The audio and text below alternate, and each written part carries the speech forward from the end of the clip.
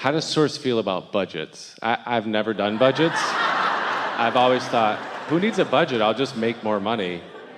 But sometimes when that's not going so good. We touched on this earlier. So there's the subject, like budget, and then there's the emotion around it. And so am I under the influence of Source, or am I under the influence of something else? So a budget sort of smacks of limitation. It also smacks of responsibility. It also smacks of shortage consciousness, but it doesn't have to.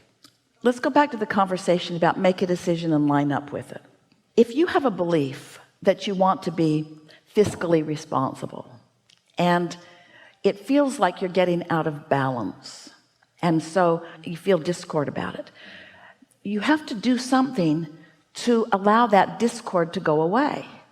Now, some would say, just don't think about it anymore. Just spend as you want to and don't think about it. But the thing is, it's going to keep coming back and coming back and coming back. So you've got to find some way of lining up with it. So if you say to yourself, resources are unlimited, and there's a lot in my vortex, and I'm on the brink of so much coming in, and I'm really not worried about this, and you're really not.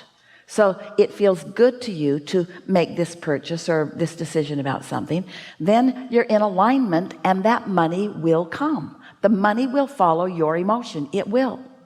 But if you feel guarded and protective and worried about it, and so the rule of thumb that we would follow if we were standing in your physical shoes is, if you can bring yourself into vibrational alignment through thoughts, then do it. If you can't bring yourself into alignment through thoughts, then don't.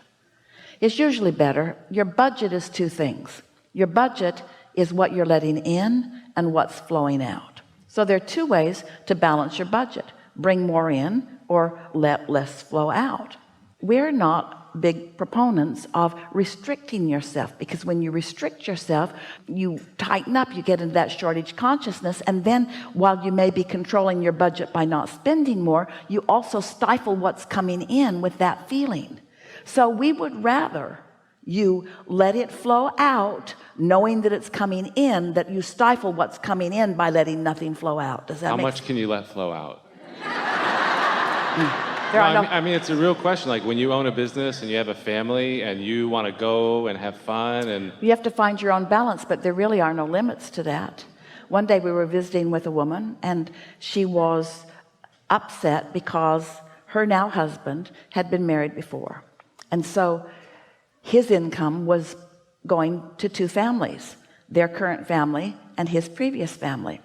And she complained every time he makes more money, she goes to the court and petitions for a larger share. And so it feels to him like he can never get ahead. What do you suggest? And we said, we wish he had 10 ex-wives. She was shocked. What? We said, well, we understand how money flows. His first family is calling money through him, and your family is calling money through him. And so if there were 10 families calling money through him, there'd be 10 times the money flowing through him, and you're only giving half of it away. Yeah. Is it? Did you get that? But you see, most people don't understand. You were talking about, do you need to limit what goes out? And we're saying there's no limit to what's coming in. And so often what you're letting in is limited by what you think you can let out. So as long as you feel good about whatever you're spending it on, that's the key. That's the key. So you should have the knowing that more will come as long as you feel good about what went out. Yes, that's well said, and it's accurate. Also, you could do this in a pre-paving way or a getting out ahead of it way by acknowledging how prosperous you feel, by feeling your prosperity even before you have the justification for it by your bank balance. As you feel your prosperity, it's our promise to you that there will be all kinds of ways that it will come into your experience, and you might feel better if it comes before you spend it.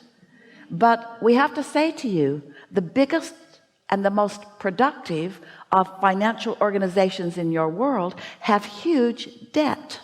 Mm-hmm. Because there's no such thing as money. It's only energy anyway. It's energy.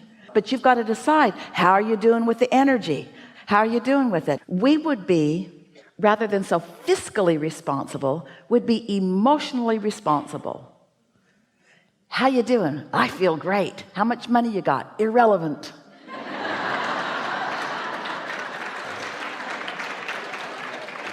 It'll work out for you if you really hear this. It's energy, it's energy, it's energy, and it's boundless. The energy expands to match the desires. Humans think in a very finite way instead of an infinite way. They think there's this pie and it's this big, and that if I get this much of it and you get this much of it, pretty soon the pie will be all done. And if you take a lot, then you're depriving a whole bunch of others. They don't understand that the pie expands to equal the desire of those summoning. So collectively, you have created an unspeakable, abundant pie. And then you complain when just a few get what feels like way more than their fair share, because they're used to getting it. They're in a place of expecting it to come. It's easy for you to expect something and then those that are complaining about somebody else getting too much of the pie hold themselves in deprivation, where no matter how big the pie gets, they're never going to get any, because they're so mad at those who are getting it. When you think about in the context of what we're just talking about, can you, from a vibrational standpoint, talk about the word responsibility? Because that's a conflicting word for me when I think about doing what I want to do sometimes. I just would like to hear you talk about responsibility. Let's look more to its roots. Let's start with the idea of response. Response first. And then let's talk about the law of attraction. And then let's talk about connection and how in sync you are with your inner being.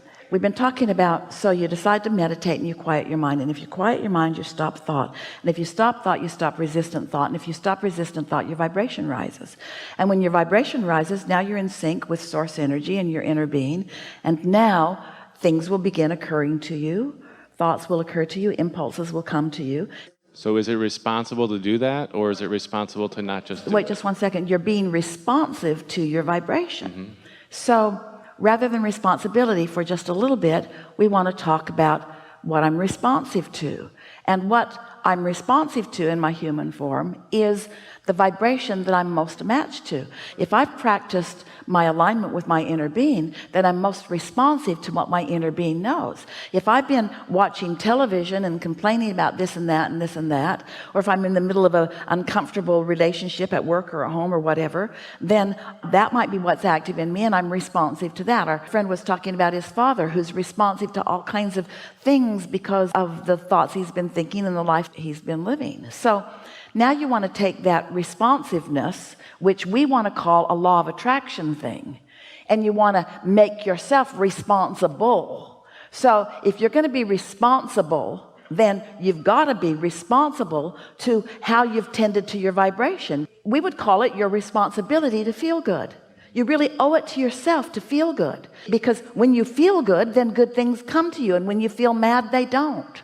And if you want to call it responsibility, that's just fine. But the reason it's tripping you up is because there are so many people around you who have not actively known about the law of attraction. They've not been thinking about inner being. They will say things like, let your conscience be your guide, or they will say things like, follow your gut instinct and things like that. People have been dabbling in this.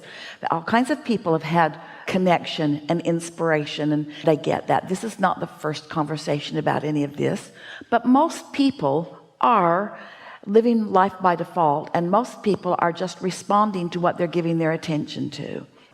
So if you just leave here with this one understanding, the things that you've asked for, your inner being is aware of and is attracting on your behalf. Do you know that? Is attracting on your behalf.